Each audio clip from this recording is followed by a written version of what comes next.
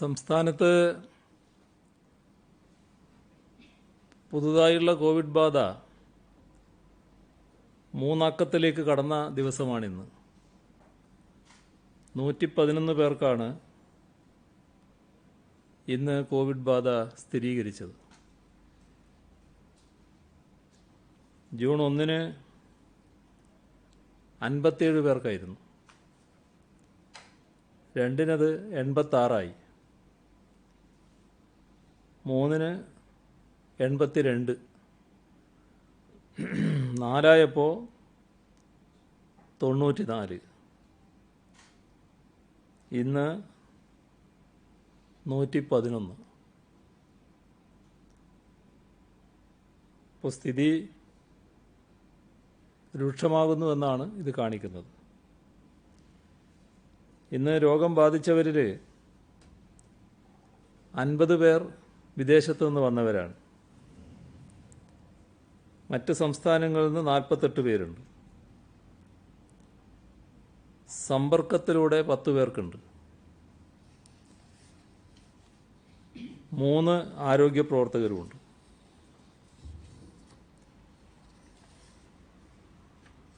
ഈ രോഗബാധ സ്ഥിരീകരിച്ച മറ്റ് സംസ്ഥാനങ്ങളിൽ നിന്ന് വന്നവരുടെ കണക്കെടുത്താൽ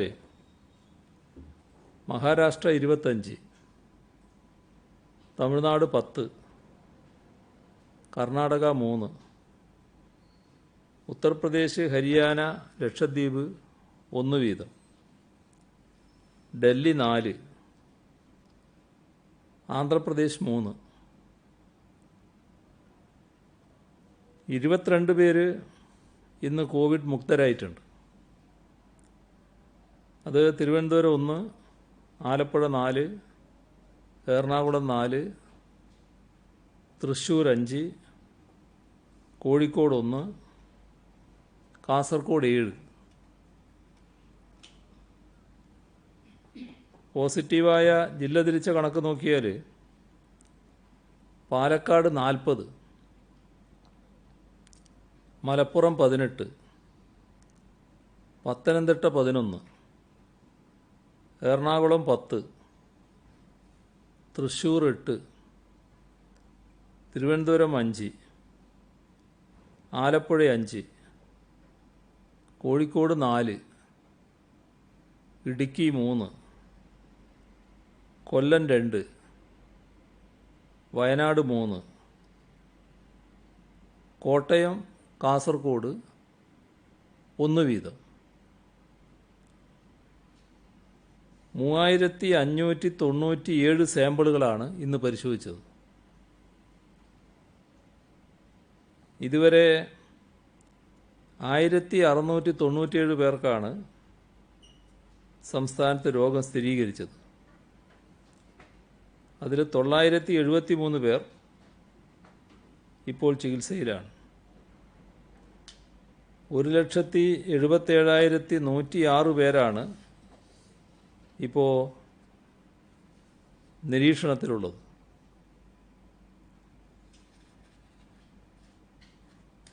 ആയിരത്തി 545 പേരാണ് നിരീക്ഷണത്തിലുള്ളവരിൽ ആശുപത്രികളിലുള്ളത്. ഇന്ന് മാത്രം 247 പേരെ ആശുപത്രിയിൽ പ്രവേശിപ്പിച്ചു.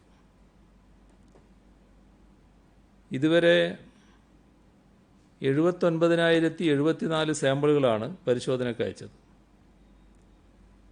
74,769 എണ്ണം രോഗബാധയില്ല എന്ന് ഉറപ്പാക്കിയിട്ടുണ്ട്. ഇതുവരെ സെന്റിനൽ സർവൈലൻസിൻ്റെ ഭാഗമായി മുൻഗണനാ വിഭാഗത്തിൽപ്പെട്ട 19,650 സാമ്പിളുകളാണ് ശേഖരിച്ചത്. അതിൽ 18,049 നെഗറ്റീവായിട്ടുണ്ട്. സംസ്ഥാനത്ത് ഇതുവരെ 1,04,045 സാമ്പിളുകളാണ് ആകെ പരിശോധിച്ചത്. സംസ്ഥാനത്തെ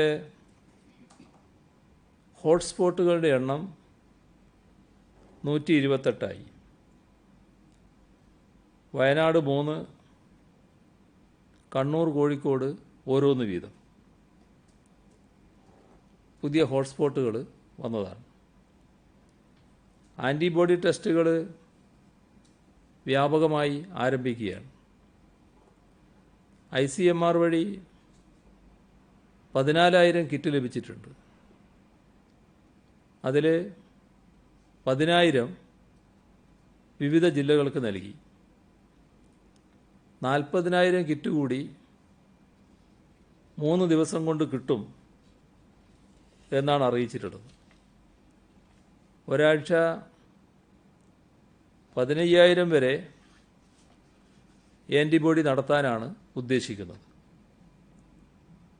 സമൂഹവ്യാപനമുണ്ടോ എന്ന് നിരീക്ഷിക്കാൻ കൂടിയാണിത്. ആൻറ്റിബോഡി ടെസ്റ്റ് പോസിറ്റീവായാൽ PCR ടെസ്റ്റ് നടത്തും. വിദേശത്തു നിന്നും മറ്റ് സംസ്ഥാനങ്ങളിൽ നിന്നുമായി 1,77,033 പേരാണ് ഇതുവരെ സംസ്ഥാനത്തെത്തിയത്. ഇതിൽ 30,363 പേർ വിദേശത്തു നിന്നെത്തിയവരാണ്. ഇതര സംസ്ഥാനങ്ങളിൽ നിന്ന് 1,46,670 പേർ വന്നു. ഇവരിൽ 93,783 പേർ തീവ്ര രോഗവ്യാപനമുള്ള മേഖലകളിൽ നിന്ന് എത്തിയവരാണ്. അതായത് 63% പേര് തീവ്ര രോഗവ്യാപനമുള്ള മേഖലകളിൽ നിന്ന് വന്നവരാണ്. റോഡ് വഴി 79% പേരാണ് വന്നത്. റെയിൽ വഴി 10.81%, വിമാനം വഴി 9.49%. മറ്റ് സംസ്ഥാനങ്ങളുടെ കാര്യം പരിശോധിച്ചാൽ തമിഴ്നാട്ടിൽ നിന്നാണ് കൂടുതൽ പേർ, 37%. കർണാടക 26.9%, മഹാരാഷ്ട്ര 14%. വിദേശത്തുള്ളവരിൽ UAE നിന്നാണ് കൂടുതൽ പേർ തിരിച്ചെത്തിയത്, 47.8%. Oman 11.6%, Kuwait 7.6%. വന്നവരിൽ 680 പേർക്കാണ് ഇന്ന് വരെ രോഗബാധ സ്ഥിരീകരിച്ചത്. അതിൽ 343 പേർ വിദേശങ്ങളിൽ നിന്നും 337 പേർ മറ്റ് സംസ്ഥാനങ്ങളിൽ നിന്നും വന്നവരാണ്. മറ്റ് സംസ്ഥാനങ്ങളിൽ നിന്നുള്ളവരിൽ ഏറ്റവും കൂടുതൽ രോഗബാധയുണ്ടായത് മഹാരാഷ്ട്രയിൽ നിന്നുള്ളവർക്കാണ്, 196. ഇന്ന് സംസ്ഥാനത്ത് പുതിയ രോഗികളുടെ എണ്ണം ഇതുവരെയുള്ളതിൽ ഏറ്റവും വർദ്ധിച്ച ദിനം. ഇതേ ഘട്ടത്തിൽ തന്നെയാണ് ലോക്ക്ഡൗണിൽ ഇളവുകൾ വരുന്നതും ആരാധനാലയങ്ങളും റെസ്റ്റോറൻറ്റുകളും മാളുകളും മറ്റും തുറക്കുന്നതും. നമ്മുടെ മുന്നിലുള്ള വെല്ലുവിളിയും ഉത്തരവാദിത്വവും അസാധാരണമാംവിധം വർദ്ധിക്കുകയാണ്. ചാർട്ട് ചെയ്തതനുസരിച്ച് വിമാനങ്ങൾ വന്നാൽ ഈ മാസം 1,00,000-ലധികം പേർ വിദേശങ്ങളിൽ നിന്ന് നാട്ടിലെത്തും. പൊതുഗതാഗത സംവിധാനം തുറക്കുക കൂടി ചെയ്യുമ്പോൾ വരുന്നവരുടെ എണ്ണം പിന്നെയും ഗണ്യമായി വർദ്ധിക്കും. എല്ലാവരെയും സുരക്ഷിതമായി സ്വാഗതം ചെയ്യേണ്ടതുണ്ട്. ഇളവുകൾ ഒരു കാരണവശാലും രോഗം പടരാനുള്ള സാധ്യതയായി മാറരുത്. ഇന്ന് സമ്പർക്കത്തിലൂടെ രോഗം ബാധിച്ചവരുടെ എണ്ണം 10 എന്ന് നേരത്തെ സൂചിപ്പിക്കുകയുണ്ടായി. ഇത് കൂടുതൽ കരുതൽ വേണ്ടതിൻ്റെ സൂചന കൂടിയാണ്. എന്തു തന്നെ ഇളവുകളുണ്ടായാലും രോഗവ്യാപനത്തിനെതിരായ മുൻകരുതലും ശ്രദ്ധയും എല്ലാവരിലും ഉണ്ടാവണം.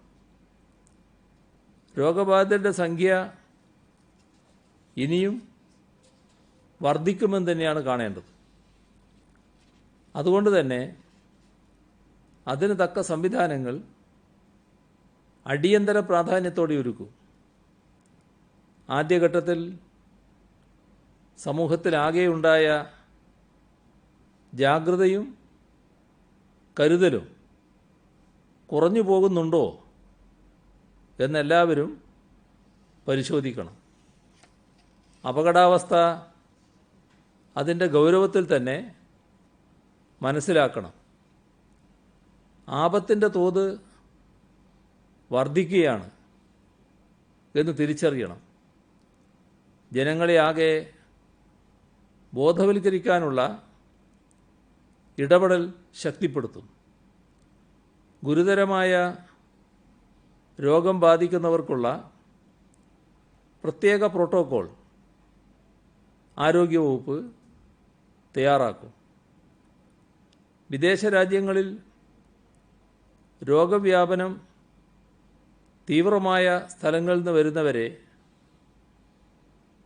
അതുപോലെ തന്നെ രാജ്യത്തിൻ്റെ വിവിധ സംസ്ഥാനങ്ങളിൽ രോഗവ്യാപനം തീവ്രമായ സ്ഥലങ്ങളിൽ നിന്ന് വരുന്നവരെയാകെ അതിവേഗത്തിൽ തന്നെ ടെസ്റ്റ് ചെയ്യാനുള്ള സംവിധാനം ഇവിടെ ഒരുക്കും. സാമൂഹ്യ അകലം, കൈകളുടെ ശുചീകരണം, മാസ്ക് ധാരണം ഇവയെല്ലാം നിർബന്ധമായും പാലിച്ചിരിക്കണം.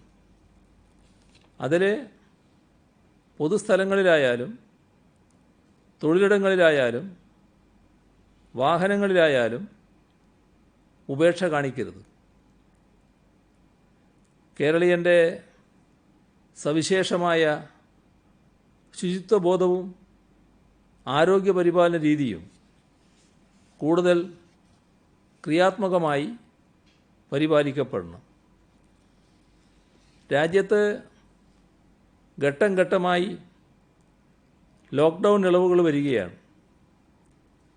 കേന്ദ്ര ഗവൺമെൻറ് ജൂൺ 8 മുതൽ വിവിധ തലത്തിൽ ഇളവുകൾ പ്രഖ്യാപിച്ചിട്ടുണ്ട്. ആരാധനാലയങ്ങൾ, ഷോപ്പിംഗ് മാളുകൾ, റെസ്റ്റോറൻറ്റുകൾ, സർക്കാർ ഓഫീസുകൾ എന്നിവ സംബന്ധിച്ച ഇളവുകളാണ് പ്രഖ്യാപിച്ചിട്ടുള്ളത്. ഇത് പരിശോധിക്കുകയുണ്ടായി. സംസ്ഥാനത്ത് കേന്ദ്ര മാനദണ്ഡമനുസരിച്ച് ചില ഇളവുകൾ തീരുമാനിച്ചിട്ടുണ്ട്. കേന്ദ്രം പ്രഖ്യാപിച്ച ഇളവുകൾ പൊതുവായി സംസ്ഥാനത്ത് നടപ്പാക്കും. ആരാധനാലയങ്ങളുടെ പ്രവർത്തനം എങ്ങനെ വേണം എന്നത് സംബന്ധിച്ച് വിവിധ മതനേതാക്കളുമായി ചർച്ച ചെയ്തിരുന്നു.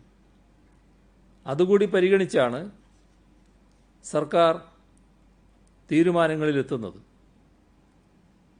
65 വയസ്സിന് മുകളിലുള്ളവർ, 10 വയസ്സിന് താഴെയുള്ളവർ, ഗർഭിണികൾ, മറ്റ് അസുഖമുള്ള വ്യക്തികൾ ഇവരെല്ലാം വീട്ടിൽ തന്നെ കഴിയേണ്ടതാണ് എന്നാണ് കേന്ദ്ര മാർഗനിർദ്ദേശം. അതിവിടെയും നടപ്പാക്കും. മതസ്ഥാപനങ്ങൾ നടത്തുന്നവർ ഇത്തരത്തിൽ അറിയിപ്പ് നൽകേണ്ടതാണ്. പൊതുസ്ഥലങ്ങളിൽ കുറഞ്ഞത് 6 അടി അകലം പാലിക്കണമെന്നത് ആരാധനാലയങ്ങൾക്കും ബാധകമാണ്. ആരാധനാലയങ്ങളിൽ എത്തുന്നവരെല്ലാം മാസ്ക് ധരിച്ചിരിക്കണം. കൈകൾ സോപ്പ് ഉപയോഗിച്ച് കഴുകണം. സാധ്യമായ സ്ഥലങ്ങളിൽ ഹാൻഡ് സാനിറ്റൈസർ ഉപയോഗിക്കണം. ഇത് നടപ്പാക്കുന്നതിൽ എല്ലാവരും യോജിച്ചിട്ടുണ്ട്. ആദ്യം വരുന്നവർ ആദ്യം എന്ന നിലയിൽ ആരാധനാലയങ്ങളിൽ എത്തുന്നവരുടെ എണ്ണം ക്രമീകരിക്കണം. കൂട്ടം ചേരൽ ഉണ്ടാകരുത്. പൊതുവായ ടാങ്കുകളിലെ വെള്ളം ശരീരം വൃത്തിയാക്കാൻ ഉപയോഗിക്കരുത്. ടാപ്പുകളിൽ നിന്ന് മാത്രമേ ഉപയോഗിക്കാവൂ. ചുമക്കുമ്പോൾ തൂവാല കൊണ്ട് മുഖം മറക്കണം. ടിഷ്യൂ ഉപയോഗിക്കുന്നുവെങ്കിൽ ശരിയായി നിർമ്മാർജ്ജനം ചെയ്യണം. പൊതുസ്ഥലത്ത് തുപ്പരുത്. രോഗലക്ഷണങ്ങളുള്ളവർ ആരാധനാലയങ്ങളിൽ പ്രവേശിക്കരുത്. COVID-19 ബോധവൽക്കരണ പോസ്റ്ററുകൾ പ്രകടമായി പ്രദർശിപ്പിക്കണം. ചെരുപ്പുകൾ അകത്ത് കടത്തരുത്. നിശ്ചിത അകലത്തിൽ പ്രത്യേകം സൂക്ഷിക്കണം.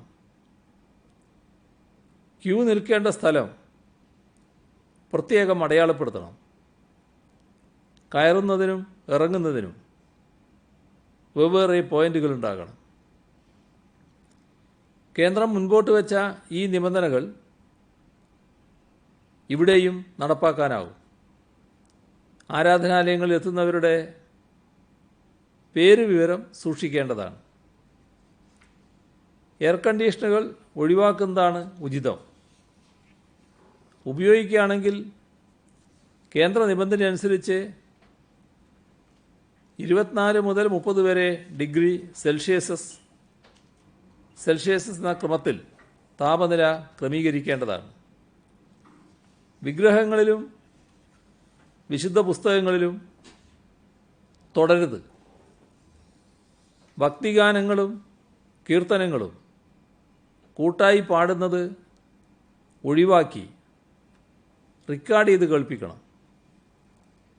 പായ, വിരിപ്പ് എന്നിവ പ്രാർത്ഥനയ്ക്കെത്തുന്നവർ അവർ തന്നെ കൊണ്ടുവരേണ്ടതാണ്. അന്നദാനവും മറ്റും ഒഴിവാക്കുന്നതാണ് നല്ലത്. ചോറൂണ് മുതലായ ചടങ്ങുകൾ ഒഴിവാക്കണം. മാമോദീസ നടത്തുന്നുണ്ടെങ്കിൽ കരസ്പർശമില്ലാതെയായിരിക്കണം. എന്തായാലും ആൾക്കൂട്ടം ഒഴിവാക്കണം. രോഗപകർച്ചയുടെ സാധ്യത തടയുകയും വേണം. പ്രസാദവും തീർത്ഥജലം തളിക്കുന്നതും ഒഴിവാക്കണമെന്ന് കേന്ദ്ര നിർദ്ദേശത്തിലുണ്ട്. ഖര ദ്രാവക വസ്തുക്കൾ കൂട്ടായി വിതരണം ചെയ്യുന്നത് ഒഴിവാക്കണമെന്ന് തന്നെയാണ് സംസ്ഥാന സർക്കാരിൻ്റെയും നിലപാട്. അസുഖമുള്ള വ്യക്തി ആരാധനാലയത്തിൽ എത്തിച്ചേർന്നാൽ എങ്ങനെ ചികിത്സ ലഭ്യമാക്കണം എന്നതിനുള്ള കേന്ദ്ര മാനദണ്ഡങ്ങൾ അതേപടി സംസ്ഥാനത്ത് നടപ്പാക്കും. ഹോട്ടൽ, ഹോസ്പിറ്റാലിറ്റി യൂണിറ്റുകൾ, റെസ്റ്റോറൻറ്റുകൾ, ഷോപ്പിംഗ് മാളുകൾ, ഓഫീസുകൾ, തൊഴിൽ സ്ഥാപനങ്ങൾ ഇവയ്ക്കെല്ലാം പ്രത്യേക മാർഗനിർദ്ദേശങ്ങൾ കേന്ദ്രം പുറപ്പെടുവിച്ചിട്ടുണ്ട്.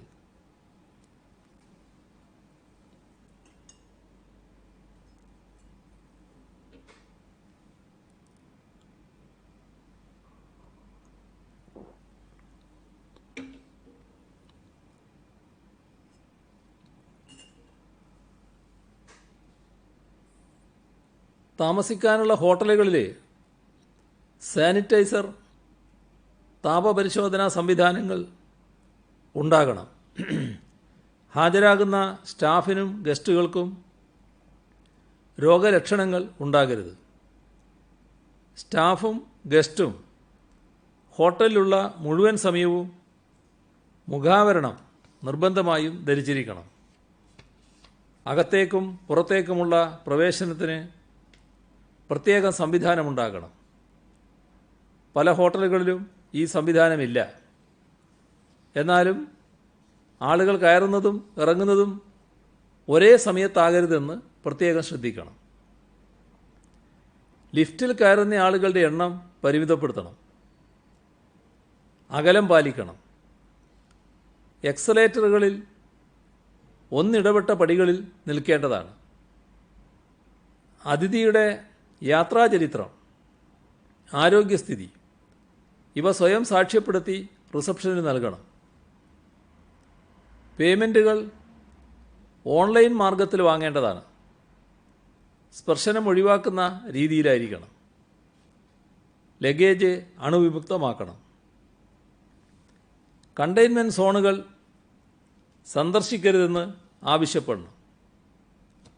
റൂം സർവീസ് പരമാവധി പ്രോത്സാഹിപ്പിക്കണം. റൂമിൻ്റെ വാതിൽക്കൽ ആഹാര സാധനങ്ങൾ വെക്കണം. താമസക്കാരുടെ കയ്യിൽ നേരിട്ട് നൽകരുത്. എയർ കണ്ടീഷണർ 24-30 ഡിഗ്രി സെൽഷ്യസിൽ പ്രവർത്തിക്കണം. പരിസരവും ശൗചാലയങ്ങളും അണുമുക്തമാക്കണം. കുട്ടികളുടെ കളിസ്ഥലങ്ങൾ, ഗ്രെയിം മാർക്കേഡുകൾ അടച്ചിടണം. റെസ്റ്റോറൻറ്റുകൾ തുറന്ന് ആളുകൾക്ക് അകത്തിരുന്ന് ഭക്ഷണം കഴിക്കാം. എന്നാൽ പൊതുനിബന്ധനകൾക്ക് പുറമെ ഹോം ഡെലിവറി പരമാവധി പ്രോത്സാഹിപ്പിക്കണം. ഹോം ഡെലിവറിക്ക് പോകുന്ന ജീവനക്കാരുടെ താപപരിശോധന നടത്തണം. ബുഫേ നടത്തുന്നുവെങ്കിൽ സാമൂഹ്യ അകലം കൃത്യമായി പാലിക്കണം.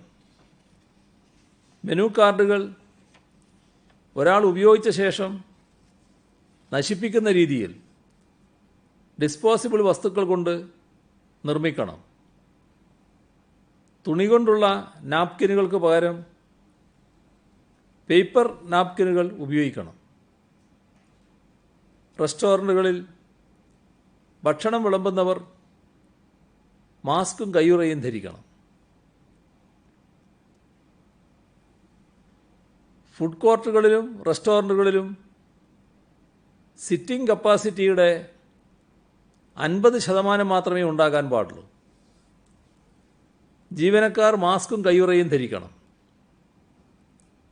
ഷോപ്പിംഗ് മാളുകളിലാണ് ഈ നിബന്ധന. ഡിജിറ്റൽ മോഡിലൂടെയുള്ള പണം സ്വീകരിക്കൽ പ്രോത്സാഹിപ്പിക്കണം. എല്ലാ ടേബിളുകളും ഉപഭോക്താവ് പോയതിനു ശേഷം അണുമുക്തമാക്കണം.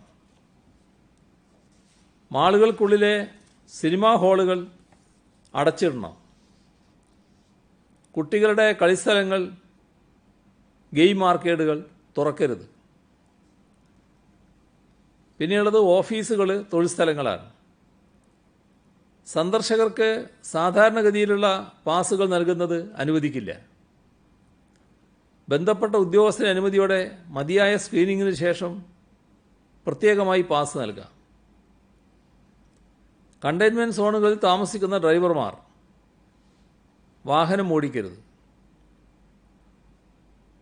വാഹനത്തിൻ്റെ ഉൾഭാഗം, സ്റ്റിയറിംഗ് വീൽ, ഡോർ ഹാൻഡിൽ, താക്കോലുകൾ ഇവയെല്ലാം അണുമുക്തമാക്കണം.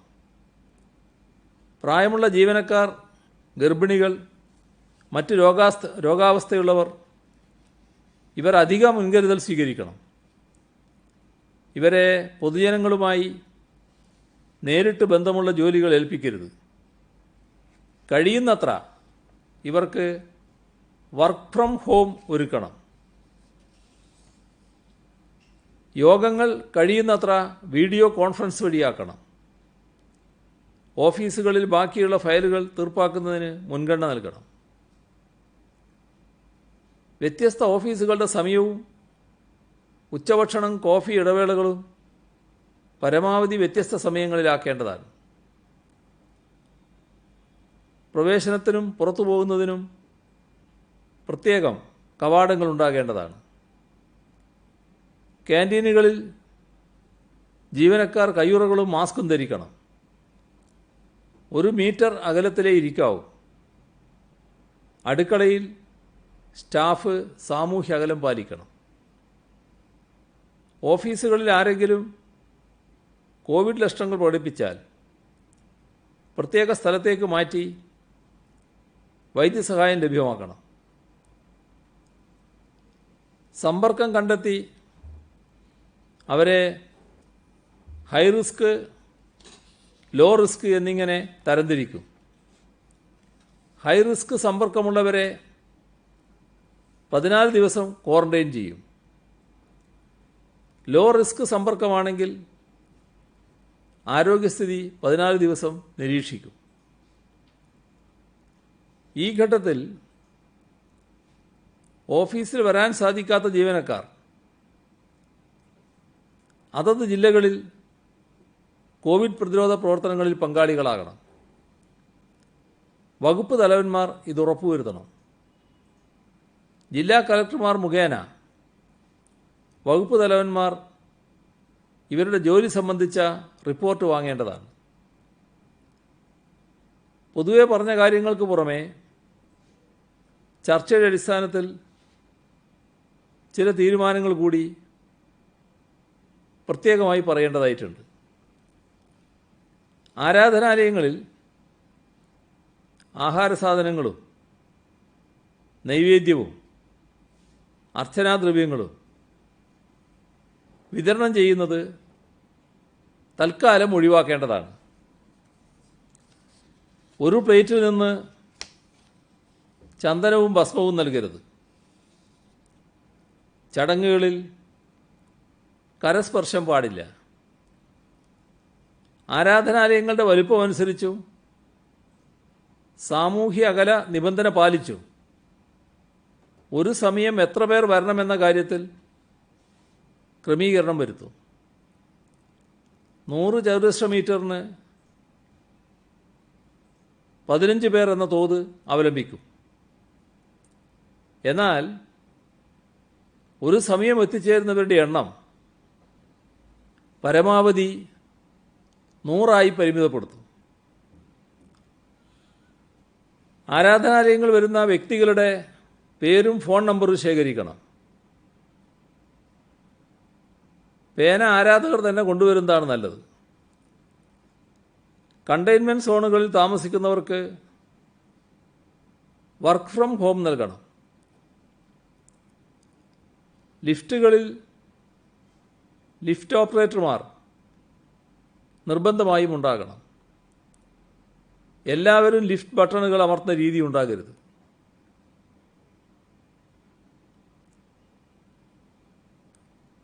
റാമ്പുകളുടെയും ഗോവണിപ്പടികളുടെയും കൈവരികളിൽ പിടിച്ചു കയറുന്ന ശീലമാണ് ഉണ്ടാകൽ. അത് കൈ പിടിക്കാതെ തന്നെ നമ്മൾ കയറണം. എന്നാൽ ഭിന്നശേഷിക്കാരായവർ ഗോവണിപ്പടി സ്വാഭാവികമായും പിടിക്കേണ്ടി വരും. അപ്പോൾ അവർ നിർബന്ധമായും കൈയുറകൾ ധരിച്ചിരിക്കണം. പരാതികൾ ഓൺലൈനായി സ്വീകരിക്കുന്നതാണ് നല്ലത്. പരാതികൾ നേരിട്ട് സമർപ്പിക്കാൻ സന്ദർശകർ എത്തുന്നത് പരമാവധി ഒഴിവാക്കണം. ഓൺലൈൻ പരാതികൾക്ക് കൃത്യമായ മറുപടി നൽകുന്ന സംവിധാനവും ഉണ്ടാക്കും. മാളുകളിൽ ആരാധനാലയങ്ങളെപ്പോലെ തന്നെ വിസ്തീർണമനുസരിച്ച് ഒരു സമയം പരമാവധി എത്ര പേർ എന്നത് നിശ്ചയിക്കണം. അവിടെയും വരുന്നവരുടെ പേരുവിവരവും ഫോൺ നമ്പരും രേഖപ്പെടുന്ന സംവിധാനമുണ്ടാകണം. ഹോട്ടലുകൾ, റെസ്റ്റോറൻറ്റുകൾ, ചായക്കടകൾ, ജ്യൂസ് കടകൾ ഇവ വിളമ്പുന്ന പാത്രങ്ങൾ നല്ല ചൂടുവെള്ളത്തിൽ കഴുകണം. അത് പ്രത്യേകമായി നിഷ്കർഷിക്കേണ്ടതാണ്. ശബരിമല ദർശനം വെർച്വൽ ക്യൂ മുഖേന നിയന്ത്രിക്കും. ഒരു സമയം ദർശനത്തിലെത്തുന്നവരുടെ എണ്ണം 50-ലധികം പാടില്ല. നിലക്കലിലും പമ്പയിലും സന്നിധാനത്തും തെർമൽ സ്കാനർ ഏർപ്പെടുത്തും. മാസ്ക് നിർബന്ധമാക്കും. നെയ്യഭിഷേകത്തിന് ഭക്തർ പ്രത്യേക സ്ഥലത്ത് നെയ്യ് കൈമാറുന്ന രീതി അവലംബിക്കണം. ദേവസ്വം ജീവനക്കാർക്കും കയ്യുറയും മാസ്കും നിർബന്ധമാക്കും. കേന്ദ്ര നിർദ്ദേശമനുസരിച്ച് 10 വയസ്സിൽ താഴെയുള്ള കുട്ടികളെയും 65 വയസ്സിൽ കൂടുതലുള്ളവരെയും അനുവദിക്കില്ല. ശാന്തിക്കാർ പ്രസാദം വിതരണം ചെയ്യരുത്. കൊടിയേറ്റവും ആറാട്ടും പരിമിതമായ രീതിയിലാണ് നടത്തുക. ആരാധനാലയങ്ങളും റെസ്റ്റോറൻറ്റുകളും മാളുകളും ഹോട്ടലുകളും ജൂൺ 9 മുതൽ നിയന്ത്രണ വിധേയമായി പ്രവർത്തിപ്പിക്കാവുന്നതാണ്. ജൂൺ 8 തുറക്കാം. എല്ലാ സ്ഥലങ്ങളും അന്ന് അണുവിമുക്തമാക്കുകയാണ് വേണ്ടത്. ഇത്രയും നാൾ അടച്ചിട്ടതാണ്. ക്ലീൻ ചെയ്യുക, അണുവിമുക്തമാക്കുക. അതിന് 8-ാം തീയതി ഉപയോഗിക്കുക. 9-ാം തീയതി തൊട്ട് തുറന്ന് പ്രവർത്തിക്കുക. ചില റെയിൽവേ സ്റ്റേഷനുകൾ ഇറങ്ങിയാൽ വീട്ടിലേക്ക് പോകുന്നതിന് സൗകര്യം ലഭിക്കുന്നില്ല എന്ന പരാതി വന്നിട്ടുണ്ട്. അത് ശ്രദ്ധിച്ച് ഇടപെടാൻ ജില്ലാ കളക്ടർമാർക്ക് ചുമതല നൽകി. അതിന് പ്രത്യേകമായി പോലീസ് ഉദ്യോഗസ്ഥരുടെ സഹായവും ലഭ്യമാക്കും. ബസ്സുകളും ഇതര വാഹനങ്ങളും വേണ്ടി വന്നാൽ ഏർപ്പെടുത്താനും അനുവാദം നൽകിയിട്ടുണ്ട്. കോവിഡിന് പുറമെ മറ്റ് രോഗങ്ങൾ, പ്രത്യേകിച്ച് മഴക്കാലത്ത് വരുന്ന സാഹചര്യത്തിൽ ആവശ്യമായ തയ്യാറെടുപ്പ് നടത്തുന്നുണ്ട്. സ്വകാര്യ ആശുപത്രികളെ കൂടി ഇതിൽ ഭാഗഭാക്കാക്കാൻ നിർദ്ദേശം നൽകിയിട്ടുണ്ട്. ടെലിമെഡിസിൻ സൗകര്യം വ്യാപകമായി ഏർപ്പെടുത്തും. കോവിഡ് ഇതര രോഗങ്ങളെ വേർതിരിച്ച് കണ്ടുള്ള ചികിത്സാ സംവിധാനമാണ് ഒരുക്കുന്നത്. സംസ്ഥാനത്ത് നിന്ന് ഇതുവരെ 1,67,355 അതിഥി തൊഴിലാളികൾ സ്വന്തം നാടുകളിലേക്ക് മടങ്ങിപ്പോയിട്ടുണ്ട്. നല്ലൊരു ഭാഗം അതിഥി തൊഴിലാളികൾ ഇവിടെ തന്നെ കഴിയുന്നുണ്ട്. ജോലികൾ തുടങ്ങിയ സ്ഥിതിക്ക് അവരുടെ കാര്യത്തിൽ പ്രത്യേക ശ്രദ്ധ തുടരണം. കൂട്ടമായി താമസിക്കുകയാണ് അവർ. ജോലിസ്ഥലത്ത് അവരെ കൊണ്ടുപോകുന്നതിന് പ്രോട്ടോക്കോൾ ഉണ്ടാക്കും. കരാറുകാരാണ്. യാത്രയിലും മറ്റും സുരക്ഷാ മാനദണ്ഡങ്ങൾ പാലിക്കുന്നുണ്ട് എന്ന് ഉറപ്പിക്കേണ്ടത്. ചില സ്ഥലങ്ങൾ രോഗവ്യാപനത്തിൻ്റെ കേന്ദ്രങ്ങളായി പറയുന്നുണ്ട്. അതിൽ ഒന്ന് തലശ്ശേരി മത്സ്യ മാർക്കറ്റാണ്. അത്തരം പ്രദേശങ്ങളിൽ ഉചിതമായ അണുമുക്ത നടപടികളടക്കം സ്വീകരിക്കാൻ നിർദ്ദേശം നൽകിയിട്ടുണ്ട്. രോഗം സ്ഥിരീകരിച്ചവരിൽ ക്രിമിനൽ പശ്ചാത്തലമുള്ള ചിലരുടെ കാര്യം നേരത്തെ പൊതുചർച്ചയിൽ വന്നിരുന്നു. അത്തരക്കാരുടെ വിവരങ്ങൾ ശേഖരിക്കും. അവർ എവിടെയൊക്കെ പോയി എന്ന് അറിയാൻ അന്വേഷണം നടത്തും. നിർമ്മാണ സാധനങ്ങൾക്ക് വില കൂട്ടുന്നത് ശക്തമായി തടയും. ഈ തക്കം നോക്കി വില വർദ്ധിപ്പിക്കുന്ന പ്രവണത പലയിടത്തുമുണ്ട്. അത് അംഗീകരിക്കില്ല. മാസ്ക് ധരിക്കാത്ത 3165 സംഭവങ്ങൾ സംസ്ഥാനത്ത് ഇന്ന് റിപ്പോർട്ട് ചെയ്തിട്ടുണ്ട്. ക്വാറന്റൈൻ ലംഘിച്ച 13 പേർക്കെതിരെ ഇന്ന് കേസ് രജിസ്റ്റർ ചെയ്തു. ക്ഷേമനിധിയിൽ അംഗങ്ങളല്ലാത്ത ജനവിഭാഗങ്ങൾക്കുള്ള 1000 രൂപ സഹായം 11 ലക്ഷം പേർക്ക് ഇതിനകം കൊടുത്തിട്ടുണ്ട്. ഞായറാഴ്ചയോടെ ഇതിൻ്റെ വിതരണം പൂർത്തിയാകും.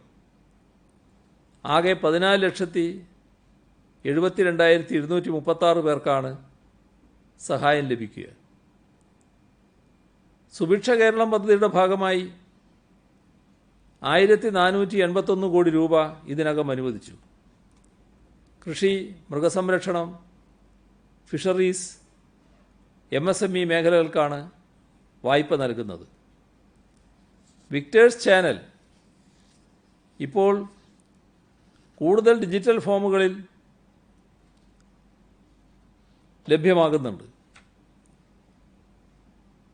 ജിയോ ടി വിയിലും ഇന്നലെ മുതൽ വിക്ടേഴ്സ് ലഭ്യമാക്കിയതായി കമ്പനി അറിയിച്ചിട്ടുണ്ട്. മൊബൈൽ ഫോൺ നെറ്റ്വർക്ക് വഴി വിക്ടേഴ്സ് കാണാൻ കഴിയും. സംസ്ഥാനത്ത് നല്ല രീതിയിൽ ജിയോ ഫോൺ ഉപയോഗിക്കുന്നുണ്ട്. അവർക്കെല്ലാം ഇത് കാണാൻ കഴിയും. കോവിഡ് പ്രതിരോധത്തിനായി സംസ്ഥാന സാമൂഹ്യ സുരക്ഷാ മിഷനും കേരള കാർട്ടൂൺ അക്കാദമിയും സംയുക്തമായി എല്ലാ ജില്ലകളിലും കാർട്ടൂൺ മതിലുകളൊരുക്കി. ആരോഗ്യവകുപ്പിൻ്റെ ബ്രേക്ക് ദ ചെയിൻ ക്യാമ്പയിൻ്റെ ഭാഗമായാണ് ചിത്രങ്ങൾ വരച്ചത്. വ്യത്യസ്തമായ പരിപാടിക്ക് നേതൃത്വം നൽകിയ കാർട്ടൂൺ അക്കാദമിയെയും കാർട്ടൂണിസ്റ്റുകളെയും അഭിനന്ദിക്കുന്നു. ഈ ഘട്ടത്തിൽ സഹായിക്കാൻ പലരും മുന്നോട്ട് വന്നിട്ടുണ്ട്. കോട്ടയം ജ്ഞാനായ കത്തോലിക്ക അതിരൂപത ക്വാറന്റൈൻ ആവശ്യങ്ങൾക്കായി 4 സ്ഥാപനങ്ങൾ വിട്ടുകൊടുത്തതായി മെത്രാപ്പൊലീത്ത മാർ മാത്യു മൂലക്കാട്ട് അറിയിച്ചു. കൂടാതെ 2,08,00,000 രൂപ കൊറോണ പ്രതിരോധത്തിനും സാമൂഹിക ശാക്തീകരണത്തിനും ഭക്ഷ്യ സുരക്ഷാ പ്രവർത്തനങ്ങൾക്കുമായി വിനിയോഗിച്ചതായും അദ്ദേഹം അറിയിച്ചു. ഓൺലൈൻ പഠന സൗകര്യങ്ങൾ ലഭ്യമല്ലാത്ത കുട്ടികൾക്ക് സൗകര്യമൊരുക്കാൻ ആവശ്യമായ തുകയുടെ 75% KSFE നൽകുമെന്ന് നേരത്തെ അറിയിച്ചിരുന്നു. കോഴിക്കോട് ജില്ലയിൽ സൗകര്യങ്ങൾ ലഭ്യമല്ലാത്ത കുട്ടികൾ സൗകര്യമൊരുക്കാൻ ആവശ്യമായ തുകയുടെ 25% വഹിക്കുമെന്ന് പ്രാഥമിക കാർഷിക വായ്പാ സഹകരണ സംഘം കോഴിക്കോട് ജില്ലാ അസോസിയേഷൻ അറിയിച്ചിട്ടുണ്ട്. PV Anvar MLA 100 TV set, secretariat employees association 50 TV set. ദുരിതാശ്വാസ നിധിയിലേക്കുള്ള സംഭാവനകൾ പാനൂർ പാറാട്ടിലെ രക്തസാക്ഷി സഖാവ് കല്ലായി അനീഷിൻ്റെ അമ്മ കൗസു രക്തസാക്ഷി കുടുംബസഹായ ഫണ്ട് ദുരിതാശ്വാസ നിധിയിലേക്ക് കൈമാറി. ഇസാഫ് സ്മോൾ ഫിനാൻസ് ബാങ്ക് 50 ലക്ഷം. AIYF തിരുവനന്തപുരം ജില്ലാ കമ്മിറ്റി 3,34,501 രൂപ. കൊടിയത്തൂരിലെ നാസർ കൊളായിൽ ചെറിയ പെരുന്നാൾ ആഘോഷത്തിന് കരുതി വച്ചിരുന്ന 1,06,000 രൂപ. തിരക്കഥാകൃത്ത് ജോഷി മംഗലത്ത് 1,00,000 രൂപ. അഞ്ചരക്കണ്ടി കൊറോണ കെയർ സെൻ്ററിൽ നിന്നും കോവിഡ് രോഗമുക്തി നേടി ഇന്നലെ ഡിസ്ചാർജായ CP മെഹമ്മൂദ് 1,00,000 രൂപ. AITUC Puthuvype local committee biryani ഫെസ്റ്റിലൂടെ സമാഹരിച്ച 21,500 രൂപ. AIYF കുന്നിക്കോട് മേഖലാ കമ്മിറ്റി ബിരിയാണി ചാലഞ്ചിലൂടെ സമാഹരിച്ച 40,500 രൂപ. ഇത്രയും കാര്യങ്ങളാണ് ഇന്ന് പങ്കുവെക്കാനുള്ളത്. ഒരു സമയം 100 പേര് എന്ന് പറഞ്ഞത് അമ്പലങ്ങളിലും പള്ളികളിലും അങ്ങനെയാണ്. കാരണം പള്ളികളിൽ കുർബാന ഞായറാഴ്ച കുർബാനയ്ക്ക് വരുന്ന ആളുകളുണ്ട്, അത് മുസ്ലിം പള്ളികളിലെ വെള്ളിയാഴ്ച ജുമാ നമസ്കാരത്തിൽ വരുന്ന ആളുകളുണ്ട്. അപ്പൊ അവിടെയെല്ലാം ഈ 100 എന്നുള്ളൊരു സംഖ്യ പരിമിതപ്പെടുത്താനാണ് ഉദ്ദേശം. പരമാവധിയല്ലേ പറഞ്ഞത്? ആ പരമാവധി സംഖ്യ 100 ആയിരിക്കണം എന്നാണ് പറഞ്ഞത്. കാരണം വലിയ സ്ഥലമായിരിക്കാം, പക്ഷേ വലിയ സ്ഥലമായാലും ആ തരത്തിൽ ആളുകൾ പങ്കെടുക്കാൻ പാടില്ല. അതുകൊണ്ടാണല്ലോ മറ്റ് പരിപാടികളൊക്കെ നിയന്ത്രിക്കുന്നത്. ഇപ്പോൾ എല്ലാ ആരാധനാലയങ്ങൾക്കും അത് ബാധകമാണ്. അപ്പോൾ ഈ ശബരിമലയിൽ എങ്ങനെയായിരിക്കും? അത് 100 ആയിരിക്കുമോ? പോയിട്ട് തിരിച്ചിറങ്ങിയിട്ട് അടുത്ത കയറ്റവും അങ്ങനെയാണോ? ഞാൻ പറഞ്ഞില്ലേ 50 ആണത്. 50 മലയ്ക്ക് കയറിയിട്ട് തിരികെ വരണം. വെർച്വൽ ക്യൂ അനുസരിച്ച് 50. അത് കൃത്യമായിട്ട് വെർച്വൽ ക്യൂ അനുസരിച്ച് നിയന്ത്രിക്കാൻ പറ്റും. ഒരു പ്രയാസം ഉണ്ടാവില്ല. രോഗവ്യാപനം വളരെയധികം കൂടുന്ന സാഹചര്യത്തിൽ ആരാധനാലയങ്ങൾ തുറക്കുന്നത് ഒഴിവാക്കണമെന്നുള്ളൊരു നിർദ്ദേശം IMA മുന്നോട്ട് വെച്ചിട്ടുണ്ട്. അപ്പൊ കേന്ദ്രത്തിന്റെ നിർദ്ദേശങ്ങൾ, മാനദണ്ഡങ്ങൾ ഇളവ് നൽകാൻ സംസ്ഥാനത്തിന് കഴിയില്ല, പക്ഷെ കൂടുതൽ കർശനമാക്കാൻ കഴിയുമെന്ന് നേരത്തെ അങ്ങ് പറഞ്ഞിരുന്നല്ലോ. അപ്പൊ ഈ ആരാധനാലയങ്ങൾ തുറക്കരുതെന്നുള്ള ഡോക്ടർമാരുടെ അഭിപ്രായം സർക്കാർ കണക്കിലെടുക്കുമോ? അവരുടെ ആശങ്കകൾ കൂടി കണക്കിലെടുത്തുകൊണ്ടുള്ള ഒരു തീരുമാനമാണോ ഇപ്പോഴുള്ളത്? അത് കണക്കിലെടുക്കാൻ പറ്റില്ല. കാരണം ഈ കോവിഡ് കുറച്ചു കാലം നമ്മോടൊപ്പം ഉണ്ടാവും. അപ്പോൾ ഈ എല്ലാ കാര്യങ്ങളും ഒഴിവാക്കിക്കൊണ്ട് നമുക്ക് ജീവിതം മുന്നോട്ട് കൊണ്ടുപോകാൻ പറ്റില്ല. നമ്മൾ അതിനനുസരിച്ചുള്ള ജാഗ്രത പാലിക്കുക എന്നുള്ളതാണ് പ്രധാനം. അക്കാര്യത്തിൽ അതാണ് IMA പോലുള്ള സംഘടനകൾ പ്രധാനമായും ഉദ്ദേശിക്കുന്നത്. ആ ജാഗ്രത നല്ല രീതിയിൽ തന്നെ ഉയർത്തിക്കൊണ്ടുവരാനുള്ള നടപടികൾ നമുക്ക് സ്വീകരിക്കാം. 11 പേരാണ് ഉള്ളത്. അതിൽ സമ്പർക്കത്തിലൂടെ വന്നത് 10 പേരാണ്. സുരക്ഷയിലും നിയന്ത്രണത്തിലും എന്തെങ്കിലും വീഴ്ച ഉണ്ടായിട്ടുണ്ടോ? സമ്പർക്കത്തിലൂടെ വ്യാപിക്കുന്നത് സുരക്ഷാ ക്രമീകരണങ്ങളിൽ വീഴ്ചയുണ്ടാകുന്നതുകൊണ്ടല്ലോ. ഇത് വിവിധ സ്ഥലങ്ങളിലല്ലേ ആളുകളുള്ളത്. അവിടെ നമ്മളെല്ലാവരും ജാഗ്രത പാലിച്ചു പോകേണ്ടതാണ്. അത് കൂടുതൽ ശക്തമായി പ്രചരണങ്ങൾ നടത്തുക എന്നത് തന്നെയാണ് സർക്കാർ ഉദ്ദേശിക്കുന്നത്. ഇതിന് ഓരോ ആളും സ്വയം, ഇതൊരു യുദ്ധമാണല്ലോ, കോവിഡിനെതിരായ യുദ്ധമാണല്ലോ, അതിൽ പടയാളിയായി മാറുക എന്നത് അതുകൊണ്ടാണ് പറയുന്നത്. നാടാകെ ഇതിൻ്റെ ഭാഗമായി അണിനിരക്കേണ്ടതായിട്ടുണ്ട്. ഇതൊരു കൈവിട്ടുപോയ നമ്പറാണെന്ന് പറയാൻ കഴിയില്ല, പക്ഷേ വർധനവ് നമ്മെ ആശങ്കപ്പെടുന്നത് തന്നെയാണ്. കഴിഞ്ഞ 6 ദിവസത്തെ കണക്കെടുക്കുകയാണെങ്കിൽ ഏതാണ്ട് 32 പേർക്ക് സമ്പർക്കം മൂലം രോഗം ഉണ്ടായിട്ടുണ്ട്. ഇതൊരു സമൂഹ വ്യാപനത്തിന്റെ സൂചനയെ കണ്ടിട്ടാണ് ആന്റിബോഡി ടെസ്റ്റ് വേഗത്തിൽ ആരംഭിക്കാൻ വേണ്ടിയുള്ള തീരുമാനമെടുത്തിരിക്കുന്നത്. സമൂഹ വ്യാപനം വേറെ, സമ്പർക്കത്തിലൂടെ വരുന്നത് വേറെ. സമ്പർക്കത്തിലൂടെ വരുന്നത് നമുക്കറിയാം കൃത്യമായിട്ട് എങ്ങനെയാണ് അത് സംഭവിച്ചത് എന്നുള്ളത്. സമൂഹ വ്യാപനത്തിൻ്റെ പ്രശ്നം വരുന്നത് ഒരു തരത്തിലും മനസ്സിലാവുന്നില്ല എങ്ങനെയാണെന്ന്. അത് പല തരത്തിലും വ്യാപിക്കുകയാണ്. അങ്ങനെ വരുമ്പോഴാണ്. അപ്പോൾ അത് അത്തരം ഒരു അവസ്ഥയിലേക്ക് നമ്മുടെ നാട്ടിലെത്തിയിട്ടില്ല. ചില കേസുകൾ നേരത്തെ പറഞ്ഞല്ലോ അങ്ങനെയുണ്ട് എന്നുള്ളത്. എന്നാൽ അതൊരു സമൂഹ വ്യാപനത്തിൻ്റെ ഉദാഹരണമായി കാണാൻ കഴിയില്ല. എന്നാൽ സമൂഹ വ്യാപനത്തിൻ്റെതായ ആപത്തിൻ്റെ ഒരു വക്കിൽ നമ്മൾ നിൽക്കുന്നുവെന്ന് ഗൗരവമായി കാണേണ്ടതായിട്ടുമുണ്ട്. വിദഗ്ധരെല്ലാം പറയുന്നത് ഒരു ഘട്ടത്തിൽ സമൂഹ വ്യാപനം ഉണ്ടായേക്കാമെന്നാണ്. അപ്പോൾ നമ്മൾ അത് തടയാൻ വേണ്ടിയാണ് പരമാവധി ശ്രമിച്ചുകൊണ്ടിരിക്കുന്നത്. നമ്മളെല്ലാവരും നാടാകെ ഒരേപോലെ ജാഗ്രത പാലിച്ചാൽ മാത്രമേ അത് നമുക്ക് തടയാൻ പറ്റൂ. ആരാധനാലയങ്ങളിൽ 65 വയസ്സിന് മേൽ പ്രായമുള്ളവർ പോകരുന്നത്. അപ്പൊ അത് അവിടുത്തെ പുരോഹിതന്മാർക്കും അത് ബാധകമായിരിക്കുമോ? അത് ചടങ്ങുകൾ നടത്തുന്ന പുരോഹിതന്മാർ 65 മേൽ പ്രായം ഉള്ളവരാകാൻ പാടില്ല. ഇതെല്ലാവർക്കും ബാധകമായിട്ടുള്ള കാര്യമാണല്ലോ. കാരണം ഈ 65 വയസ്സ് കഴിഞ്ഞവരും എല്ലാവരും വിചാരിക്കുക ഞങ്ങളെല്ലാം പൂർണ്ണ ആരോഗ്യവാന്മാരാണ് എന്ന് തന്നെയാണ്. പക്ഷേ ഇന്നത്തെ കാലത്ത് എല്ലാവരും ഇക്കാര്യത്തിൽ നല്ല ജാഗ്രത പാലിക്കണം. ജാഗ്രത പാലിക്കൽ ഒഴിച്ചുകൂടാത്തതാണ്, പ്രത്യേകിച്ച് ആളുകളുമായിട്ട് ബന്ധപ്പെടുന്ന അവസ്ഥ വരുമ്പോൾ. അപ്പോൾ അത്തരം സ്ഥലങ്ങളിൽ ഇപ്പോൾ പുരോഹിതന്മാരുടെ കൂട്ടത്തിൽ തന്നെ ഈ പ്രായമുള്ളവരുണ്ട്. അവരെല്ലാമായിട്ടല്ലേ ഞാൻ ഇന്നലെ കഴിഞ്ഞ ദിവസം ചർച്ച നടത്തിയത്. അപ്പോൾ അവരെല്ലാവരും അത് അംഗീകരിക്കുന്ന കാര്യമാണ്. ഇത്തരം കാര്യങ്ങളിൽ പ്രായമുള്ളവർ ഒഴിഞ്ഞു നിൽക്കുക എന്നുള്ളത് തന്നെയാണ് കാണുന്നത്. CMA ഡ്രൈവിംഗ് സ്കൂളുകളുടെ കാര്യത്തിലൊരു തീരുമാനമായിട്ടുള്ള വലിയ ആശങ്കയാണ് സംസ്ഥാനത്തെ ഡ്രൈവിംഗ് സ്കൂളിലെ ആൾക്കാർക്കുള്ളത്, നടത്തിപ്പുകാർക്ക്. അതിപ്പോൾ തീരുമാനമായിട്ടില്ല. ഓൺലൈൻ ക്ലാസ്സുകൾ പുരോഗമിക്കുന്നുണ്ട്. അതുപോലെ തന്നെ ഭിന്നശേഷിക്കാരായ ഒരു വിഭാഗം കുട്ടികളുണ്ട്, പൊതുവിദ്യാലയങ്ങൾ ഉൾപ്പെടെ. അവർക്ക് ഓൺലൈൻ സൗകര്യം പ്രായോഗികമല്ല. അപ്പോൾ അത് അവരുടെ എന്തെങ്കിലും അവരുടെ പരിഗണിക്കുന്നുണ്ടോ? അതുപോലെ തന്നെ ഇവരുടെ തെറാപ്പി മുടങ്ങിയിരിക്കുകയാണ് 2 മാസമായിട്ട്. അപ്പൊ കുട്ടികളെല്ലാം പഴയ അവസ്ഥയിലേക്ക് മാറുന്ന ഒരു സ്ഥിതിയുണ്ട്. അപ്പോൾ ഇത് ശ്രദ്ധയപ്പെടലാണോ? അത് നമ്മൾ പടിപടിയായി ഓരോ കാര്യങ്ങളും എന്താണ് ചെയ്യാൻ സാധിക്കുക എന്നുള്ളത് പരിശോധിക്കുന്നുണ്ട്. ഈ ശബരിമലയില് ഈ ഇതര സംസ്ഥാനക്കാരും വരുന്നൊരു സ്ഥലമാണല്ലോ. അപ്പൊ അവിടെ ഇതര സംസ്ഥാനക്കാർക്ക് വരാമോ? അല്ലെങ്കിൽ അവരുടെ ഈ വന്നാൽ തന്നെ അവരുടെ ഒരു അവരുടെ നിരീക്ഷണവും ജാഗ്രതയൊക്കെ നമുക്ക് ശക്തമായി നടത്താൻ കഴിയും. അതിലൊന്ന് എന്താണ് നമുക്ക് ക്ലാരിറ്റി ഉണ്ടാകും? അതിൽ വെർച്വൽ ക്യൂ സിസ്റ്റമാണ് പൂർണ്ണമായിട്ട് നമ്മൾ നടപ്പാക്കുന്നത്. അതിന് അനുമതിയുള്ളവർ മാത്രമേ സാധാരണഗതിയിൽ ആ സമയത്ത് എത്തുകയുള്ളൂ. അപ്പോൾ അതിലൂടെ കാര്യങ്ങൾ പരിശോധിച്ച് തീർച്ചപ്പെടുത്താൻ പറ്റും. ഈ ഘട്ടത്തിൽ വലിയ തോതിൽ ഇതര സംസ്ഥാനക്കാർ വരുന്നൊരു സമയമല്ല. ഇപ്പോൾ ഇതര സംസ്ഥാനക്കാർ വരേണ്ടതില്ല എന്ന നിലപാട് നമ്മൾ സ്വീകരിച്ചിട്ടില്ല. ക്വാറന്റൈനിൽ എന്തെങ്കിലും മാറ്റം വരുത്താൻ ഉദ്ദേശിച്ചത്? അന്ന് സൂചിപ്പിക്കേണ്ട ചാർട്ടർ ഫ്ലൈറ്റ് കൂടി വരുമ്പോൾ 1 ലക്ഷം പേര് കൂടി വരാനുണ്ടെന്ന്. ഈ 7 ദിവസം ഇൻസ്റ്റിറ്റ്യൂഷണൽ ക്വാറന്റൈൻ അതിലെന്തെങ്കിലും നമ്മൾ നേരത്തെ ആവശ്യം ഹോം ക്വാറന്റൈൻ മാത്രം മതി എന്നുള്ളതായിരുന്നു. ആ നിലയിലേക്ക് വരാൻ എന്തെങ്കിലും നീക്കമുണ്ട്? ഒന്ന്. രണ്ടാമത്തെ ഈ പെയ്ഡ് ക്വാറന്റൈൻ എന്ന് പറഞ്ഞെങ്കിലും ഇതുവരെ ഉത്തരവിറങ്ങിയില്ല. അത് നമ്മൾ പിന്നോട്ട് പോയോ?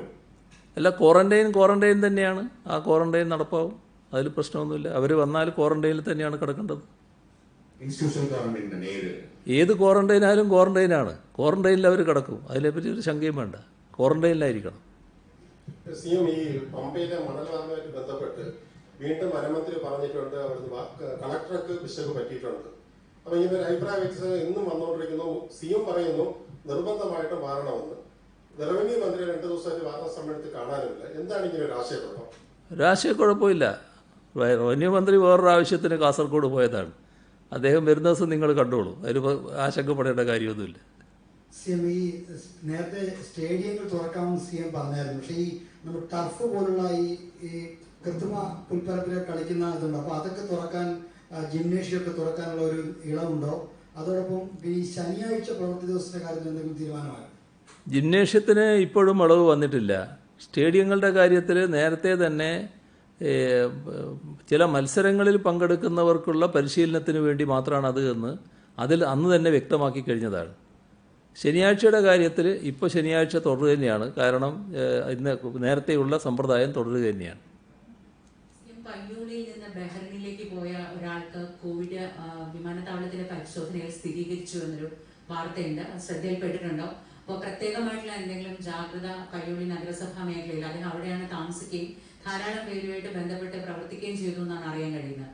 അപ്പൊ അങ്ങനെയുള്ള ഒരു കാര്യം ശ്രദ്ധയിൽപ്പെടുകയും പ്രത്യേക നിർദ്ദേശങ്ങൾ എന്തെങ്കിലും നൽകിയിട്ടുണ്ടോ? ശ്രദ്ധയിൽപ്പെട്ടിട്ടില്ല. സാധാരണഗതിക്ക് ഇങ്ങനെ പോകുന്നവർ അവർ പരിശോധന നടത്തി കോവിഡ് മുക്തമാണ് എന്നുള്ള സർട്ടിഫിക്കറ്റെല്ലാം വാങ്ങിയാണ് പോവുക. എന്താണ് സംഭവിച്ചതെന്ന് അത് നമുക്ക് നോക്കാം. കോഴിക്കോട് ഗവൺമെന്റ് മെഡിക്കൽ കോളേജിൽ വലിയ തോതിൽ ആരോഗ്യ പ്രവർത്തകരെ ഇന്ന് ക്വാറന്റൈൻ ചെയ്തതായിട്ട് അറിയുന്നുണ്ട്. അത് അവിടുത്തെ പ്രവർത്തനത്തെ ഏതെങ്കിലും വിധത്തിൽ ബാധിക്കുമോ? 2, ഈ ഞായറാഴ്ച സമ്പൂർണ്ണ ലോക്ക്ഡൌൺ തുടരുമോ? കാരണം അന്നിപ്പോ 1000 രൂപയുടെ സഹായ വിതരണം അന്ന് പൂർത്തിയാക്കുമെന്നാണ് സിഎം പറഞ്ഞത്. അപ്പോൾ സമ്പൂർണ്ണ ലോക്ക്ഡൌൺ തുടരുമോ? ആരോഗ്യ പ്രവർത്തകർക്ക് രോഗം പകരുന്നത് വലിയ ഉത്കണ്ഠ ഉളവാക്കുന്ന കാര്യം തന്നെയാണ്. അതിന് ഗൗരവമായിട്ടുള്ള നടപടികൾ ആരോഗ്യവകുപ്പ് ഈ ശ്രദ്ധിച്ചുകൊണ്ടെന്ന് സ്വീകരിക്കാൻ തയ്യാറാകുന്നുണ്ട്. കാരണം ഒരു പരിഭ്രാന്തി ആളുകളിൽ ഉണ്ടാക്കാനിടയാക്കും. അപ്പോൾ അതുമായി ബന്ധപ്പെട്ടുള്ള നടപടികളിലേക്ക് ആരോഗ്യവകുപ്പ് കടക്കുകയാണ്. നല്ല നിലക്കുള്ള നിയന്ത്രണം കൊണ്ടുവരാൻ കഴിയുമെന്ന് തന്നെയാണ് ആലോചിക്കുന്നത്. അതുമായി ബന്ധപ്പെട്ട് നല്ല പരിശോധനയും നടക്കും. ഓരോ സ്ഥലത്തും എന്താണ് നടന്നിട്ടുള്ളത് എന്ന് പരിശോധിച്ച് ഉറപ്പുവരുത്തുന്ന സാഹചര്യമുണ്ടാകും. എന്തെങ്കിലും കൂടുതൽ കരുതൽ നടപടികൾ വേണ്ടതുണ്ടെങ്കിൽ അതും സ്വീകരിക്കാൻ ആരോഗ്യവകുപ്പ് സന്നദ്ധമാവുകയാണ്. അതിൽ വേറെ ആശങ്കപ്പെടേണ്ടതായിട്ടില്ല. ഇത് നിർഭാഗ്യവശാൽ ഒരു സ്ഥലത്ത് ഒരു രോഗിയെ പരിശോധിക്കുന്ന നില വന്നുപോയാൽ, രോഗിക്ക് കോവിഡ് ഉണ്ടെന്ന് മനസ്സിലാകാതെ തന്നെ പരിശോധിക്കുന്ന നില വന്നുപോയാൽ പിന്നെ അതിൻ്റെ ഭാഗമായി ആരൊക്കെ ബന്ധപ്പെട്ടോ അവരൊക്കെ ക്വാറന്റൈനിൽ പോകേണ്ട അവസ്ഥയാണല്ലോ ഉള്ളത്. അത് ചില ഘട്ടത്തിൽ വിഷമം ഉണ്ടാക്കിയിട്ട് നമുക്കറിയാം. പക്ഷെ അത് ഇതിൻ്റെ ഒരു ഭാഗമാണ്. നമ്മളത് പരമാവധി കൂടുതൽ പ്രശ്നങ്ങളില്ലാതെ പോകുന്നതിനാണ് ശ്രദ്ധിച്ചുകൊണ്ടിരിക്കുന്നത്. സിഎം, ഒരു നേരിട്ടൊരു ചോദ്യം. ഈ മണ്ണ് വാരുന്നതുമായിട്ട് ബന്ധപ്പെട്ട് വനം മന്ത്രിയായിട്ട് എന്തെങ്കിലും അഭിപ്രായ വ്യത്യാസമുണ്ടോ? ഇന്ന് CPIയുടെ ഒരു പ്രതികരണം വന്നിട്ടുണ്ട്. മണ്ണ് വാരണമെങ്കിൽ വനം വകുപ്പിന്റെ അനുമതി വേണമെന്ന്. കഴിഞ്ഞ ദിവസം സിഎം പറഞ്ഞു അതിന്റെ ഒരു ആവശ്യമില്ല. എന്താണ് അതിന്റെ ഒരു ക്ലാരിഫിക്കേഷൻ? അല്ല, ഞാൻ പറഞ്ഞു കഴിഞ്ഞതാണ്. അതിൽ കൂടുതൽ പറയാനൊന്നുമില്ല. എല്ലാം പറഞ്ഞു. അവിടെ മണ്ണ് വാരിക്കൊണ്ടിരിക്കുന്നുണ്ട്. അതിൽ പ്രശ്നമൊന്നുമില്ല. സിഎം, ഇന്ന് ഈ കോവിഡിന്റെ ഒരു വലിയ വിവാദം ചർച്ചയായി വന്നത് വനിതാ കമ്മീഷൻ അധ്യക്ഷയുടെ ഒരു പരാമർശം. ഈ കണ്ണൻകുളത്തൊരു പീഡനമുണ്ടായ സ്ഥലത്ത് പോയപ്പോൾ പാർട്ടി, കോടതിയും പോലീസ് സ്റ്റേഷനും ഒക്കെ പാർട്ടിയാണെന്നുള്ളതാണ്. ആ ഒരു സ്ഥാനത്ത് ഇരിക്കുന്ന ഒരാൾക്ക് അത്തരത്തിലൊരു പരാമർശം നടത്താമോ എന്നുള്ളൊരു ചോദ്യമാണ് ഇപ്പോൾ പ്രതിപക്ഷമൊക്കെ ഉന്നയിക്കുന്നത്. മഹിളാ കോൺഗ്രസും എല്ലാം ഉന്നയിക്കുന്നുണ്ട്. അതൊരു ശരിയായ ഒരു പ്രതികരണമായി തോന്നുന്നുണ്ട് അത്തരം ഉത്തരവാദിത്തപ്പെട്ട ഒരു പദവിയിരിക്കുന്ന ഒരാളിൽ നിന്ന്. ഇപ്പം ഞാൻ എൻ്റെ ശ്രദ്ധയിൽ അത്തരം ഒരു പ്രതികരണം ഇല്ല. എന്താ നോക്കട്ടെ, ഞാൻ എന്താ നിനക്ക് അറിയില്ല, ഇപ്പോൾ അറിയില്ല എനിക്ക്. ലോക്ക്ഡൌൺ പ്രഖ്യാപിക്കുന്നതിന് മുമ്പ് വിദേശത്ത് നിന്ന് എയർ ഇന്ത്യയിൽ ടിക്കറ്റ് എടുത്ത നിരവധി മലയാളികളുണ്ട്. ലോക്ക്ഡൌൺ പ്രഖ്യാപിച്ചതിന് ശേഷം ഈ ടിക്കറ്റ് മുഴുവൻ ക്യാൻസൽ ചെയ്യുകയും ചെയ്തു. ക്യാൻസൽ ചെയ്തപ്പോൾ കേന്ദ്രം പറഞ്ഞിരുന്നത് മുഴുവൻ പൈസ തിരിച്ചു കൊടുക്കുമെന്നാണ്. അവർക്ക് ഇതുവരെ പൈസ തിരിച്ചു കൊടുത്തിട്ടുള്ളത് മാത്രമല്ല, കിട്ടിയവർക്ക് പകുതിയിൽ താഴെ പൈസയാണ് കിട്ടിയത്. ഇത്തരം മലയാളികൾ ഇപ്പോൾ ടിക്കറ്റ് എടുക്കാൻ പൈസ ഇല്ലാതെ അവിടെ കഴിയുകയാണ്. ഈ കാര്യത്തിൽ ഒരു ഇടപെടൽ സംസ്ഥാനത്തിന്റെ ഭാഗത്തുനിന്ന് ഉണ്ടാകുമോ? തീർച്ചയായും അത് പൈസ തിരിച്ചു കൊടുക്കണം എന്നുള്ളത് തന്നെയാണ് നിലപാട്. അത് ബന്ധപ്പെടാം നമുക്ക് എന്താണെന്നുള്ളത്. RCCയിലെ ഈ പ്രായമായ അടിയന്തര ശസ്ത്രക്രിയ നടത്താൻ നേരത്തെ CM നിർദ്ദേശം കൊടുത്തിരുന്നതാണ്. പക്ഷേ ഇപ്പോഴും ഈ 65 വയസ്സ് കഴിഞ്ഞ ആളുകളുടെ അടിയന്തര ശസ്ത്രക്രിയ 2 ആഴ്ചക്കൊക്കെ നടത്തുന്നില്ല. അതിനക്കാര്യത്തിൽ എന്തെങ്കിലും ഒരു ഇടപെടൽ നടത്താൻ? കാര്യം രോഗികളുടെ സ്ഥിതി മോശമായവരുണ്ട്. അതുകൊണ്ടാണ് എന്താണെന്ന് ബന്ധപ്പെട്ട് അന്വേഷിക്കാം. നമുക്ക് ആവശ്യമായ നടപടികൾ എടുക്കാം.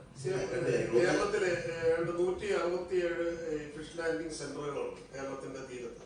അപ്പൊ ഈ CMFRIയുടെ ഡാറ്റാബേസ് അനുസരിച്ച് ഈ ഹോട്ട്സ്പോട്ടുമായിട്ട് ബന്ധപ്പെട്ട് 3 കിലോമീറ്റർ, 5 കിലോമീറ്റർ, 10 കിലോമീറ്റർ ചുറ്റളവിലുള്ള ഈ ഹാർബറുകൾ അവർ രേഖപ്പെടുത്തിയിട്ടുണ്ട്. അപ്പൊ അവിടെ പ്രത്യേക മാർഗനിർദ്ദേശങ്ങൾ അങ്ങനെ എന്തെങ്കിലും ഉണ്ടോ? അവിടെ ആൾക്കൂട്ടമുണ്ട്. ഇപ്പൊ കഴിഞ്ഞ ദിവസം കൊല്ലത്ത് ഒരു തൊഴിലാളിയല്ല അദ്ദേഹം, ഹാർബറുമായിട്ട് ബന്ധപ്പെട്ട ഒരാള് കോവിഡ് വന്ന് മരിച്ചു. അദ്ദേഹത്തിന്റെ ഭാര്യ ഈ ഹാർബറുമായി ബന്ധപ്പെട്ട് പണി ചെയ്യുന്ന സ്ത്രീയാണ്, മത്സ്യവിപണനം നടത്തുന്നവരാണ്. അപ്പം ഇതുപോലെയുള്ള ഭാഗങ്ങളിൽ ആശങ്കയുണ്ട് ആൾക്കാർ. അതിന് മാർഗനിർദ്ദേശം അവിടെ പാലിക്കപ്പെടുന്നുണ്ടോ, അല്ലെങ്കിൽ അതുപോലെ ആൾക്കാർക്ക് എന്തെങ്കിലും ഒരു ബോധവൽക്കരണം അല്ലെങ്കിൽ എന്തെങ്കിലും ഒരു കാര്യം വളരെ കൃത്യമായിട്ട് നടപ്പിലാക്കണം, അല്ലെങ്കിൽ അത് അവിടെ ഒരു ഭീതിയുള്ള ഒരു അന്തരീക്ഷമാണ്. ഇത്തരം കേന്ദ്രങ്ങളിൽ ഈ പറയുന്ന പ്രശ്നം ഒഴിവാക്കുന്നതിന് വേണ്ടിയാണ് നേരത്തെ തന്നെ ഫിഷറീസ് വകുപ്പ് ലേലവുമായി ബന്ധപ്പെട്ട നടപടികളിലേക്ക് ക്രമീകരിക്കാനുള്ള നടപടികളിലേക്ക് കടന്നത്.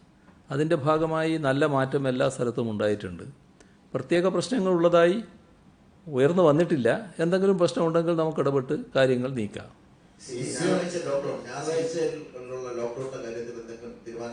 നമ്മൾ ഇങ്ങനൊരു അവസ്ഥ നിലനിൽക്കുമ്പോൾ ഒരു ദിവസം നമ്മൾ പൂർണ്ണമായി അടച്ചിരിക്കുന്നത് തന്നെയാണ് നല്ലത്. ആ നില തുടരുന്നതാണ് നല്ലത്. ഈ റഷ്യയിൽ കുടുങ്ങിക്കിടക്കുന്ന മലയാളി വിദ്യാർത്ഥികൾ നേരത്തെ പലതവണ ഒരു നിവേദനം നൽകിയതാണ്.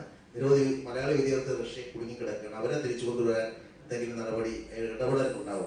എവിടെയുള്ളവരെയും തിരിച്ചു കൊണ്ടുവരാനല്ലേ നമ്മൾ ശ്രമിച്ചുകൊണ്ടിരിക്കുന്നത്. അതിൽ റഷ്യയോട് മാത്രം പ്രത്യേക വിരോധമില്ലല്ലോ. നമുക്ക് എല്ലാവരെയും തിരിച്ചു കൊണ്ടുവരാനുള്ള നടപടിയാണ്. ഈ വനിതാ കമ്മീഷൻ അധ്യക്ഷയുടെ കാര്യം പറയുന്നതുകൊണ്ടാണ് ഈ വനിതാ കമ്മീഷൻ അധ്യക്ഷ തന്നെയാണ് ഈ അഞ്ചൽ ഉത്തര വധക്കേസോട് ബന്ധപ്പെട്ട് അവിടെ ചെന്നിട്ട് പോലീസിന് വീഴ്ച പറ്റിയെന്ന് പറയുന്നത്. അത് താങ്കളുടെ ശ്രദ്ധയിൽപ്പെട്ടിട്ടുണ്ടായിരുന്നു? എൻ്റെ ശ്രദ്ധയിൽ അത് ആ തരത്തിൽപ്പെട്ടിട്ടില്ല. സർക്കാർ ഓഫീസുകളൊക്കെ തുറന്നു, പാരന്റ്സ് അല്ലെങ്കിൽ അച്ഛനമ്മമാരൊക്കെ ജോലിക്ക് പോകേണ്ട ഒരു സാഹചര്യം, കുട്ടികളൊക്കെ ഉള്ളവർക്ക് നോക്കാൻ പറ്റാത്ത ഒരു സാഹചര്യമുണ്ട്. അത് പ്ലേ സ്കൂളുകളൊന്നും ഇല്ലാത്തതുകൊണ്ട്. അപ്പം അതിനെന്തെങ്കിലും ഒരു സാധ്യത ഉണ്ടോ, അല്ലെങ്കിൽ ഈ നിർദ്ദേശങ്ങളോ നിയന്ത്രണങ്ങളോ വെച്ചിട്ട് പ്ലേ സ്കൂളുകൾ തുറക്കുന്ന എന്തെങ്കിലും സാഹചര്യം ഉണ്ടാകുന്നുണ്ടോ? പ്ലേ സ്കൂളുകളൊന്നും ഇപ്പോൾ തുറക്കാൻ പറ്റില്ലല്ലോ. കുട്ടികളെ ഇപ്പോൾ പൊതുവിൽ ഒരു സ്ഥലത്ത് ഇരുത്താനുള്ള നടപടികൾ സ്വീകരിക്കാൻ കഴിയില്ലല്ലോ. അങ്ങനെയാണെങ്കിൽ സ്കൂളുകൾ തന്നെ തുറന്നുകൂടെ? അതിപ്പോൾ തുടങ്ങുന്നില്ലല്ലോ. അത് കഴിയുന്ന കാര്യമല്ല. ഇപ്പോൾ മദ്യവിതരണം സുഖമായി നടക്കുന്നുണ്ട്. പക്ഷേ ഈ മൊബൈൽ ഉപയോഗിക്കാത്ത കുറെ ആളുകൾ, പ്രത്യേകിച്ച് പ്രായമായ ആൾക്കാർ കൂടുതൽ എല്ലാ ദിവസവും ഇവിടെ വന്ന് മടങ്ങിപ്പോകുന്ന ഒരു കാഴ്ച അവിടെ ഉണ്ട്. അതിനെന്തെങ്കിലും പരിഹാരം കാണാൻ എക്സൈസ് മന്ത്രിയായിട്ട് സംസാരിക്കാം എന്താണെന്നുള്ളത്. ഈ വിവാഹത്തിലും മരണത്തിലൊക്കെ പങ്കെടുക്കുന്നവരുടെ ആ എണ്ണത്തിലൊരു ക്രമീകരണം നേരത്തെ പറഞ്ഞിരുന്നു. ഈ വിവാഹ നിശ്ചയം, നിക്കാഹ് പോലുള്ള ചടങ്ങുകളിലും എണ്ണം ക്രമീകരിച്ചിട്ടുണ്ടോ? നേരത്തെ പറഞ്ഞ കണക്ക് തന്നെയാണ് അക്കാര്യത്തിൽ? അല്ല, അതിൽ നേരത്തെ പറഞ്ഞിട്ടുണ്ടല്ലോ. അതും നേരത്തെ തന്നെ ബന്ധപ്പെട്ട് പറഞ്ഞിട്ടുണ്ട്. വിവാഹത്തിന് മുൻപുള്ള ചടങ്ങുകളും വിവാഹത്തിന് ശേഷമുള്ള ചടങ്ങുകളും ഒക്കെ ക്രമീകരിക്കണം എന്ന് പറഞ്ഞിട്ടുണ്ട്. അത് തന്നെയാണ് ബാധകം. എയർ കാർഗോ വഴി വന്നിട്ടുള്ള സാധനങ്ങൾ ഇപ്പോൾ ആൾക്കാർ നേരിട്ട് പോയി എടുക്കണമെന്നാണ് പറയുന്നത്. അത് ഓതറൈസേഷൻ കൊടുത്തേച്ചെടുക്കുന്ന തരത്തിലൊരു നടപടി ഉണ്ടാകുമോ? തീർച്ചയായും അത് ആ തരത്തിൽ തന്നെ എടുക്കേണ്ടതാണ്. അതിനുള്ള നടപടികൾ ഉണ്ടാവും. ബാക്കി പിന്നീടാകാം. ഇതോട് എടുത്തിട്ട് അവസാനിപ്പിക്കാം. കവളപ്പാറയിലെ മണ്ണിടിച്ചിലെ വീടും അതുപോലെ തന്നെ സ്ഥലവും എല്ലാം നഷ്ടപ്പെട്ട ആളുകളിൽ, പ്രത്യേകിച്ച് ആദിവാസി കുടുംബങ്ങൾ, ഒരു 21ഓളം കുടുംബങ്ങൾ ഇപ്പോഴും ക്യാമ്പിൽ കഴിയുന്നുണ്ട്. അവർക്ക് വീടും അതുപോലെ മറ്റു സൗകര്യങ്ങളും ഒരുക്കുന്നതിൽ ഒരു കാലതാമസം ഉണ്ടായിട്ടുണ്ടോ? അത് ശ്രദ്ധയിൽ വന്നിട്ടുണ്ടോ? അതിനൊരു പരിഹാരം കാണാനായിട്ട് ഇടപെടുമോ? അതിന്റെ നടപടികൾ ത്വരിതഗതിയിൽ നീങ്ങിക്കൊണ്ടിരിക്കുകയാണ്. നേരത്തെയുള്ള കലക്ടർ തന്നെ അതുമായി ബന്ധപ്പെട്ട നടപടികൾ സ്വീകരിച്ചുകൊണ്ടിരിക്കുന്നുണ്ടായിരുന്നു. എന്തെങ്കിലും പുതിയ പ്രശ്നങ്ങളുണ്ടെങ്കിൽ നമുക്ക് പരിശോധിച്ച് തിരുത്താം. ശരി.